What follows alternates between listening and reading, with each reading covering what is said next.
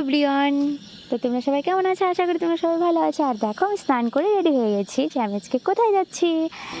তো দেখো, দুদিন ধরে আমার মন একটু খারাপ ছিল, যার জন্য প্রচণ্ড পরিমাণে ঘুরতে ইচ্ছে হচ্ছিলো। আর আমার মন খারাপ হলেই আমার খুব ইচ্ছে করে যে কোথাও গিয়ে ঘুরে আসি। তো বুনুকে ফোন করলাম, তো ও বললো যে ঠিক আছে রেডি হ। ঘুরে আসি বলতে কি, আর একটা কাজও ছিল রাঙ্গালি বাজনাতে, ওখানে একটা কার্ড দেওয়ার ছিল একটা আন্টি, তো সেখানে গেছিলাম কার্ড দিতে। তো ওই যে চলে যাচ্ছি দুজন গল্প করতে করতে। তারপর যাওয়ার সময় তো আমি ড্রাইভ করছিলাম, বুনুকে বললাম যে আসার সময় তুই ড্রাইভ করিস, কারণ যাওয়ার সময় ভিতর দিয়ে গেলাম সেজন্য, আর আসার সময় রোড দিয়ে আসতে হবে। এই যে ফাইনালি চলে এসেছি আন্টিটার বাড়িতে।